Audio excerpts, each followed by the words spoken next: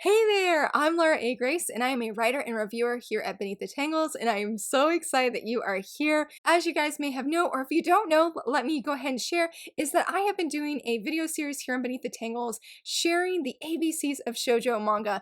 Basically, every other week, we are spotlighting different manga that start with different letters of the alphabet. Currently, today, we are doing the letter D, but if you have missed out on the other letters that we've done so far, please go check out the playlist because it has been so much fun. I have really enjoyed finding different manga. I've definitely discovered some new manga. In fact, with the last video in the letter C, which I'll leave linked here, I shared about Captive Hearts. I had discovered it that morning. I finally have the whole series in my hands, so I have not had a time to sit down and start reading, but I'm so excited to read Captive Hearts. It sounds absolutely amazing. And not just the letter C from the last video, but we are spotlighting all of these manga that start with the letter D, and there are some really good titles today. Granted, I probably feel a little bit biased, but I feel like every week there's awesome manga being spotlighted, but today is no exception in the excitement. So let's go ahead and start off, and usually what I do, as I've done in previous videos, is I try and find 2 to 3 physical paperbacks or physical manga, and then I try and find one digital manga title for the digital manga readers. So to kick us off is one series I have not read, but I was skimming the first volume and I am hooked. I need to read it. That is Dawn of the Arcana, I believe is how you say this manga. This is the same manga that did The Water Dragon's Bride and the ongoing series The King's Beast. I have heard nothing but glowing things about The King's Beast. I have heard nothing but glowing things about this series. It is very interesting.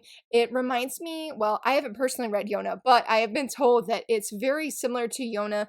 The art is really good, and from what I'm gathering is this young lady here, she is suddenly finding herself in, not suddenly, but she is now in an arranged marriage. She is married to this, oh, goodness, he seems like a cold-hearted young man, to be truthful, because he's already telling her that she is his property, and he doesn't really seem to genuinely care for her. She obviously does not return any feelings to him.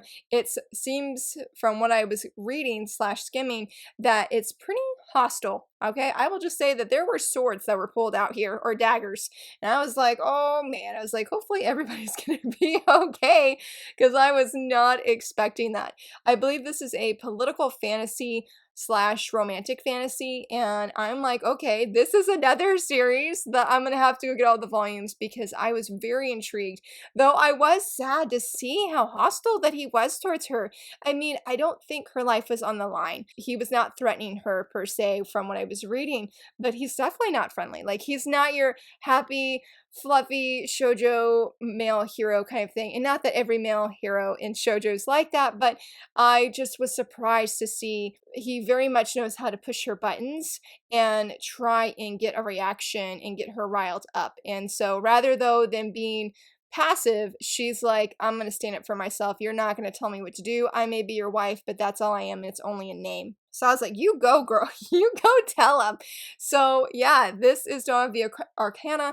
I do not remember how many volumes it is, but I do believe it is on the smaller end. I know it's definitely not nearly as long as Yuna of the Dawn or Snow White with the Red Hair, which I feel like I have heard this series compared to it, though again, the male heroes are very different from what I have read. And look at the two guys on the back. I believe this guy here is the prince, and then this guy here, I think, is like her guard, because they were talking about dogs, and I thought it was like a literal dog, and then he showed up, and I was like, okay. I was like, I was not expecting that. So I am very excited to also try this series at some point, because I need to know like how this story is going to end and if there will genuinely be a romance between her and the prince, because I don't like his attitude whatsoever right now. Like, nope, you gotta go. But at least he seems overall respectful of her, sort of, maybe. To be determined, I think. To be determined. So very excited to finally see what this series is about, because I've heard, like I said, very good things, and it has been recommended to me. And so again, if you like Yona, if you like Snow with the Red Hair, chances are you will like this series as well. This next series is pretty exciting. This is an ongoing series from Seven Seas, yeah, and that is the Dragon Knight's Beloved. Oh my goodness. So my friend Mariah actually put this on my radar, and I was like, I don't know. I mean, I like dragons. I will admit that I love unicorns more. I feel like we really do need more manga that have unicorns in them, besides My Father is a Unicorn, which is not a shoujo, but it is very good. Anyway, we're back on here at the Dragon Knight's Beloved. This series is so sweet. It's only 2 volumes currently. I said it is ongoing.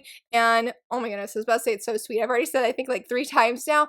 It is a very precious story, very, very fluffy. Like if you are in need of a light, fluffy story with dragons, this series fits it so well. It's about our main girl here. Her name is Melissa. She is a servant in this castle. Her best friend Hubert, well, I guess they've been best friends.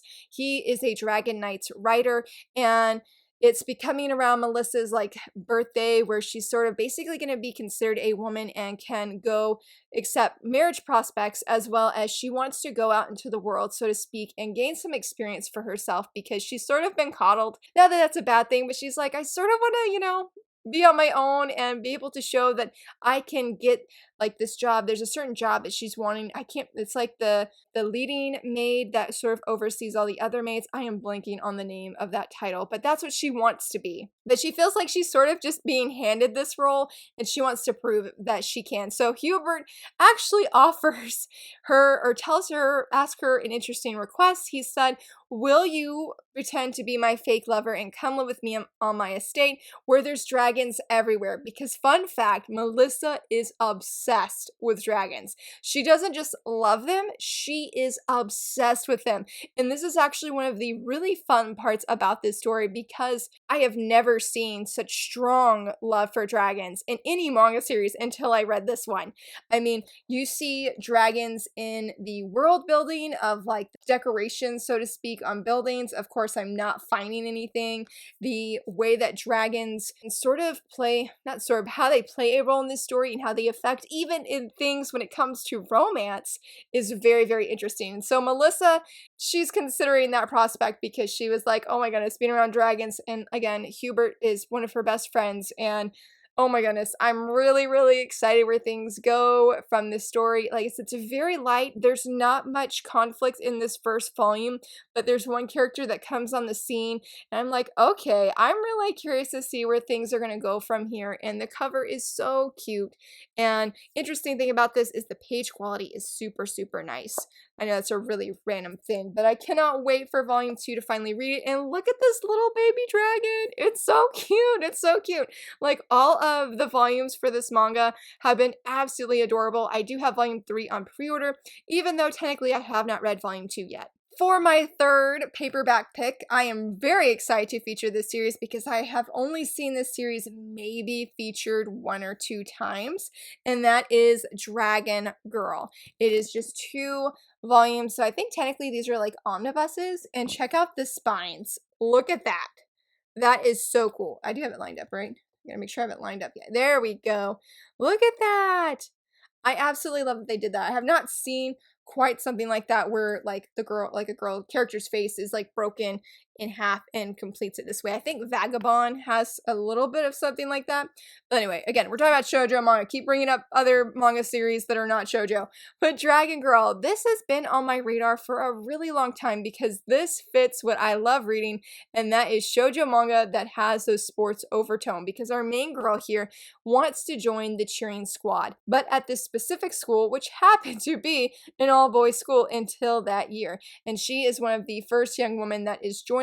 Like there's 2 other young women that are definitely joining from what I've read in about probably like the first quarter of the manga. But she wants to join the cheering squad, and the cheering squad is sort of like, no, because you're a girl.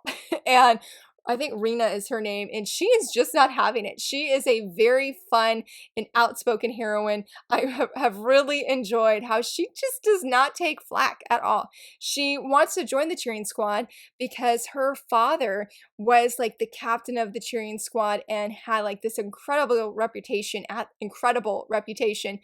this school. And so she's like, I'm going to follow in my father's footsteps. And so here she is at this, what was previously an all-boys school, and there's definitely been some pushing back here because they're like, we don't want girls here. They're just going to sort of taint our school image. And she's just like, no, I'm just going to join the cheering squad. And I'm going to do everything in my power to join it. And she really, really does. I've enjoyed the characters quite a bit, especially our main girl a lot. And it's going to be, I think, a very fun series because, again, it has that mashup of shoujo drama with the sports element. I don't know how heavy it's going to be, but it has been a very good balance in the beginning. And it's interesting because I believe the manga did cheering squad when they were in high school because there was a little bit of notes about that. And I thought that really, really fun. I feel that there are some deeper elements to the story as well because you hear a little bit about how she feels about her dad and just some things there. And I was like, oh, that was really heart moving. I did not expect that. And there was another character that felt the same way. So I am very curious to see how this story unfolds. Again, if you like shoujo manga with, here's one of the guys. I'm not sure who this is though. I haven't read far enough to meet him, I think. But if you're really interested into shoujo manga with sports elements, this seems like a really good one to pick up. I don't know how hard it is to find. I checked it out from my local library and I've been meaning to for such a long time and I just keep forgetting, to be honest. Oh, here we go. Look at them. They look so precious. This is the current captain. He is supposed to be graduating soon, so he's looking for another captain. And of course, our main girl is like, I'll do it. I'll be that captain. And he's like, you're a girl.